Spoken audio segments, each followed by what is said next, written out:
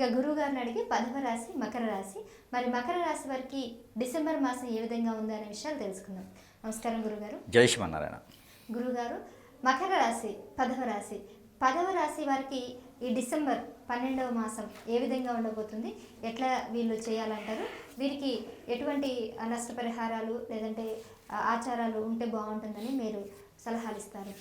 ఖచ్చితంగా మనకి ఏదైతే మకర రాశి ఉందో ఈ మకర రాశిని మనం చూసుకున్నట్టయితే కనుక 2వ స్థానంలోనే కుజుడు ఉన్నాడు, 3వ స్థానంలోనే శని ఉన్నాడు. ఇక వీరిని ఇద్దరిని చూసుకుంటూ ఇప్పుడు వచ్చేటువంటి గ్రహాలు ఏవైతే ఉన్నాయో మనకి 10వ స్థానంలో ఇటు చూసుకున్నట్టయితే కనుక మనకి 10వ స్థానంలో ఏర్పడి రవి భగవానుడు వస్తున్నాడు, బుధుడు వస్తున్నాడు, బుధుడితో పాటు శుక్రుడు కూడా వస్తున్నాడు. డిసెంబర్ మాసంలోనే అవుతుంది. అంటే ఈ మకర రాశిని చూసుకున్నట్టయితే కనుక మనం గమనించండి, ఈ మకర రాశిని మనం గమనించినట్టయితే కనుక 10, 11 స్థానాల్లో ఏర్పడేటువంటి గ్రహాలన్నీ కూడా వీరికి సానుకూలించట్లేదు. అందులోనూ అశుభ దృష్టి ఎక్కువ కనిపిస్తోంది గ్రహాల యొక్క స్థితిగతులు.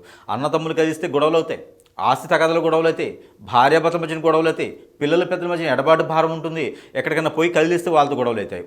ఏదైనా చేద్దామంటే నష్టపోతాం, ఎవరిదైనా నమ్ముదామంటే మోసపోతాం. ఇక చూడండి, వెనక గొయ్యి ముందు నుయ్యి అంటారు, ఆ పరిస్థితిలో ఉంది మకర రాశి.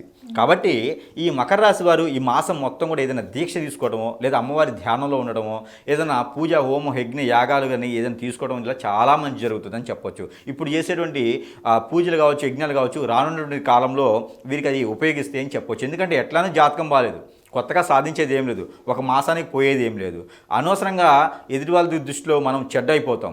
కాబట్టి పెళ్ళిళ్ళు చేసుకోవడానికి అర్హత లేదు, ఏదైనా శుభకార్యాల్లో బంచి లేదు, ఏదైనా భర్త కానీ భార్య కానీ మాట వినట్లేదు అంటే కనుక అది వేరే సమస్య. ఇకపోతే వీరికి ఈ జాతకం బాగాలేక ఒక పక్క కొట్టుకుంటూ ఉంటే మరో పక్కన వస్తారు, అమ్మ మీకేమమ్మా మీరు సంపాదించున్నారు, వెల్ సెటిల్డ్ ఫ్యామిలీ, మీకు ఏమవుతుంది, అన్నీ మీకు కాళ్ళ వద్దకే వచ్చేస్తాయి, మీరు అంత అదృష్టవంతులు లేరని చెప్పేసి కొంతమంది ఎక్కిచ్చి కొండెక్కించి అక్కడి నుంచి తోసేస్తారు. ఇకపోతే ఇక 4వ వాళ్ళు ఉంటారు, వీళ్ళు ఏం చేస్తారంటే hypnotism, black magic, Bagalamukhi Bhanumathi లేదా చేతబడి లాంటివి చేస్తూ ఉంటారు అన్నమాట. ఎందుకు మన ఎదుగుదల తట్టుకోలేక.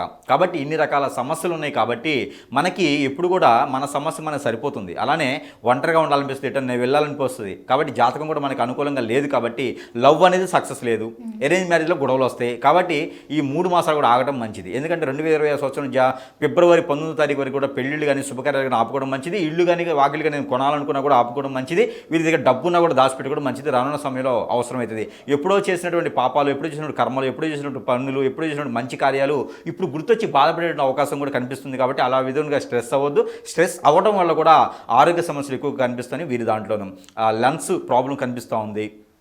ఈ రాశి వారికి లంగ్స్ ప్రాబ్లం కనిపిస్తూ ఉంది, థైరాయిడ్ కనిపిస్తూ ఉంది. అలానే వీరికి హార్మోన్ ఇన్బ్యాలెన్స్ కూడా కనిపిస్తుంది. కాబట్టి స్ట్రెస్ అవ్వకూడదు. ఎక్కువగా ప్రికాషన్స్, ఫుడ్లో కూడా ప్రికాషన్స్ తీసుకోవాలి. తినేటువంటి వంటలో కర్రీస్లో అయితే కనుక ఇంగువ ఎక్కువ వాడుకుంటే కనుక సరిపోతుంది. ఇక వీరు ఏ రంగంలో ఉన్నటువంటి మకర రాశి వారైనా సరే చిన్న చిన్న పరిహారాలతో కూడా అదృష్టవంతులు అవ్వచ్చు. కొంతమేర మాత్రమే గ్రహాల యొక్క సానుకూలత ఏర్పడుతుంది. కాబట్టి చిన్న చిన్న పరిహారాలు ఒకటి ఏంటంటే కనుక వీరు ప్రతి వారం లేదా వారంలో ఒకసారి అయినా సరే ఒక 5 నారికేళములు నరసింహస్వామికి కానీ కుమారస్వామికి కానీ లేదంటే కనుక ఏదైనా సరే వెంకటేశ్వర స్వామి ఆలయంలో కానీ రాములవారి ఆలయంలో కానీ ఒక 5 నారికేళములు బుధవారం రోజు సమర్పించుకుంటే చాలా మంచిది. దాంట్లో చిప్పలు వెనక్కి తెచ్చుకోకూడదు.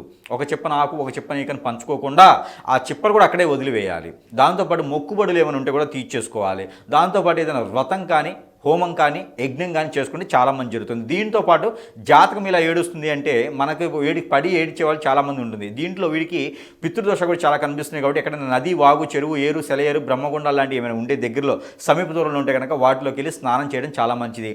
ఏదైతే బట్టలు ఉన్నాయో ఆ బట్టలతో స్నానం చేసి ఆ బట్టలు అందులో వదిలేసి వస్తే కనుక మనకున్నటువంటి దారిద్ర్యం అనేది అంతతో పోతుంది. కాబట్టి ఆ విషయంగా చేసుకోవాలి. ఇకపోతే వీరు 1 కిలోంపావు నువ్వులు, 1 కిలోంపావు జొన్నలు, 1 కిలోంపావు రాగులు, ఇవి 3 తీసుకు 1 కిలోంపావు నల్ల మినుములు, ఇవన్నీ కూడా తీసుకుని వెళ్ళి అక్కడ బ్రాహ్మణత్వములకు దానం ఇవ్వాలి. లేదు బ్రాహ్మణత్వం తీసుకుంటే అంటే కనుక మన చుట్టూతో దిష్టి తీసుకొని పారేడు నీటిలో వేయాలి. ఇది ఏదైనా శనివారంలో చేస్తే చాలా మంచిది. ఇది చేయడం ద్వారా కొంతైనా మనకి గ్రహాల యొక్క సానుకూలత ఏర్పడేసి ఈ డిసెంబర్ మాసం 2020 సంవత్సరంలో కొన్నైనా మనకి వెసులుబాటు లభించేలా ఉంది. కాబట్టి ఆ మేర ప్రయత్నం చేసి అదృష్టవంతులు అవ్వచ్చు ఈ రాశివారు. ఓకే గురుగారు, చాలా చక్కగా వివరించారు. ధన్యవాదాలు.